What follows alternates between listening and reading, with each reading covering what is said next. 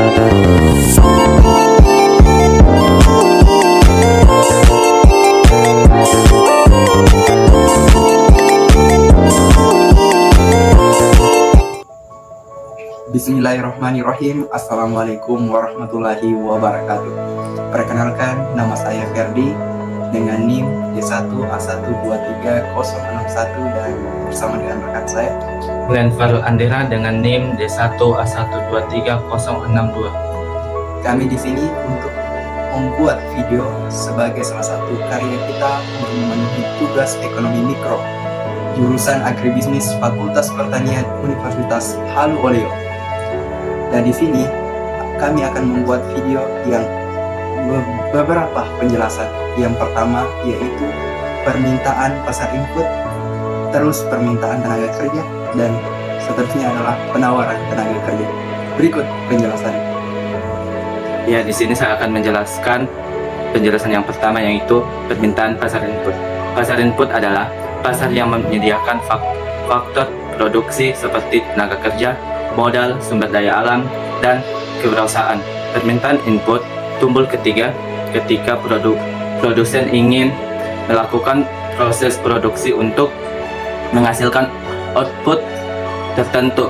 Ciri-ciri pasar input antara lain permintaan berasal dari rumah tenaga produsen atau perusahaan yang memproduksi. Penawaran berasal dari masyarakat konsumen yang memiliki faktor produksi atau dari produsen yang menghasilkan faktor produksi. Hasil yang diperoleh dalam bentuk upah, gaji, sewa, bunga, dan laba dikategorikan sebagai pasar eksternal. Salah satu contoh pasar input adalah pasar tenaga kerja. Dalam pasar input tenaga kerja, seorang yang mencari pekerjaan bertindak sebagai penjual tenaga kerja. Ya, di sini saya akan melanjutkan materi atau presentasi materi, yaitu faktor-faktor yang mempengaruhi permintaan tenaga kerja. Permintaan tenaga kerja yaitu jumlah tenaga kerja yang akan dipekerjakan oleh pengusaha oleh setiap tingkat upah dalam kurun waktu tertentu. Ada beberapa faktor pertimbangan terhadap permintaan suatu tenaga kerja. Yang pertama yaitu tingkat upah. Upah yang tinggi ini akan meningkatkan biaya produksi perusahaan, sehingga perusahaan akan menggunakan teknologi padat modal untuk mengurangi kebutuhan tenaga kerja. Yang kedua, permintaan pasar. Jika permintaan produksi meningkat, perusahaan akan menambah tenaga kerja untuk meningkatkan produksi. Yang selanjutnya yaitu modal perusahaan. Semakin besar modal yang ditanamkan, maka perusahaan akan menggunakan lebih banyak tenaga kerja. Yang selanjutnya, produktivitas. Peningkatan produktivitas kerja dapat meningkatkan upah pekerja yang akan mendorong perusahaan untuk memproduksi lebih banyak. Yang terakhir adalah teknologi. Adanya metode produksi yang lebih modern dan menggunakan lebih banyak mesin akan meningkatkan permintaan tenaga kerja yang menguasai teknologi itu, sehingga dari poin-poin tersebut, faktor-faktor yang mempengaruhi permintaan pasar tersebut, hal-hal seperti itulah yang dapat merekrut para tenaga kerja yang dalam suatu organisasi atau dalam suatu perusahaan. Di sini saya akan menjelaskan tentang kurva permintaan tenaga kerja. Kurva permintaan tenaga kerja yang dimana sumbu Y yaitu upah dan sumbu X itu adalah penggunaan tenaga kerja. Bisa dilihat bahwa semakin meningkatnya upah, maka permintaan tenaga kerja juga akan meningkat. Dan begitu pula sebaliknya, jika upah rendah, maka permintaan tenaga kerja pula akan turun atau rendah. Sebagai contoh dalam permintaan tenaga kerja yaitu pada usaha kopi. Dalam usaha kopi ada sesuatu landasan atau teori yang menyatakan bahwa meningkatnya pertumbuhan permintaan masyarakat terhadap pekerjaan upahan yang akan dilakukan akan semakin meningkat pula perkembangan permintaan produsen terhadap tenaga kerja. Dalam kutip Simanjuntak pada tahun 1985, dengan adanya permintaan tenaga kerja dibutuhkan pengolahan usaha tani kopi, perkebunan rakyat, maka akan membuka pendapatan hasil petani dan akan menjaga perbaikan bagi pertumbuhan baru itu sendiri.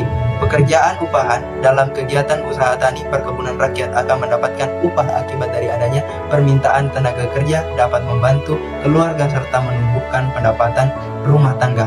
Upah yang dapat didapatkan adalah sebagai hasil permintaan dari pemberian jasa kerja kepada tenaga kerja untuk suatu pekerjaan yang mereka lakukan pada usaha tani kopi. Berikut kurva penawaran tenaga kerja, yang dimana sumbu ianya itu terdapat tingkat upah dan sumbu ianya itu jam kerja.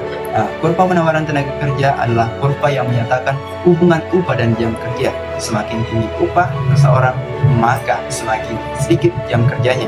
Kurva tersebut tidak sepatutnya tepat jika dikaitkan dalam jam kerja, karena masih banyak jam kerja banyak tetapi upahnya sedikit. Contohnya dalam kasus penawaran tenaga kerja, kasusnya dalam satu usaha seperti industri rokok, pakaian jadi, tekstil, makanan dan minuman dan sebagainya, yang banyak menggunakan tenaga kerja wanita. Hal ini karena industri tersebut menuntut ketelitian dan ketekunan yang biasanya dimiliki oleh wanita. Jadi kesimpulan dari materi ini, materi yang pertama, yang kedua dan yang ketiga. Yang pertama itu ada permintaan pasar input, yang kedua ada permintaan tenaga kerja, yang ketiga yaitu penawaran tenaga kerja. Yang sepatutnya bahwa dalam suatu usaha pasti membutuhkan tenaga kerja untuk mumpuni dalam suatu usaha dan sebagai faktor pendukung dalam suatu kelancaran dalam suatu perusahaan atau dalam suatu lingkup usaha, baik dari tingkat kecil, menengah maupun besar.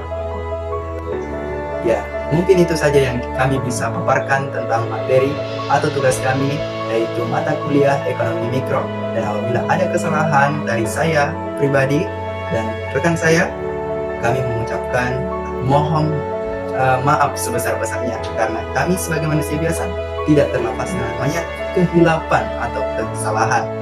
Dan saya Ferdi, Dan saya Glenn Farel Andira. pamit undur diri. Wassalamualaikum warahmatullahi wabarakatuh.